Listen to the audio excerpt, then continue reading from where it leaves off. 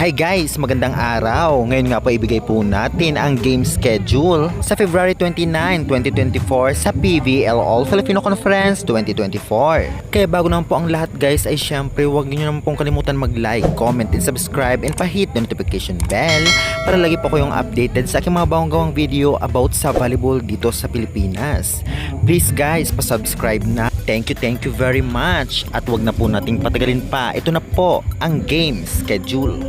February 29, 2024, first game 4 p.m. Farm Fresh Foxes versus Capital Solar Spikers. At ang second game naman po, 6 p.m. Akari Power Chargers versus Creamline Cool Smashers. Ito nga ay preliminary round at talaga naman magaganap nga ang labanan sa Phil Sports Arena. At sa mga nagtatanong kung saan ito mapapanood, meron po sa cable, sa channel po ng One Sports or One Sports Plus. Meron din po sa internet or sa Google, search nyo lamang po pvllive.ph. Medyo late lamang po sa Google, ngunit napakalinaw at buong-buo nga ang game na inyong mapapanood. Ayan na nga guys, kitang-kita nga natin talaga namang grabe ang labanan na nangyayari na sa preliminary round.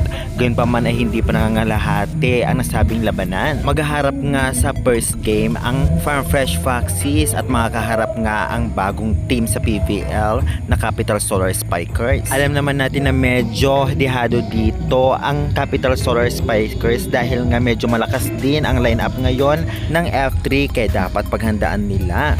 Dapat man lamang ay makasabay upang makailang set sila at may panalo ang laro kaya good luck sa both teams. Sa sunod na laban naman po sa 6 p.m. ay maghaharap nga ang isa sa inaantay ng lahat ang paghaharap ng Akari Chargers versus Creamline Cool Smashers.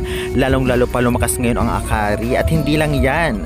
First time magkakaharap nga sina Sed Domingo at ang kanyang dating kupunan na Creamline. At makita natin kung talaga namang tinik ba itong si Sed sa kanilang team o di naman kaya full pack at panglaban na nila si Bea de Leon dito sa Akari. Sa tingin niyo guys, sino-sinong team ang mananalo? Kung baga ay i-comment nyo na yan at huwag kalimutan mag-like and subscribe for more updates.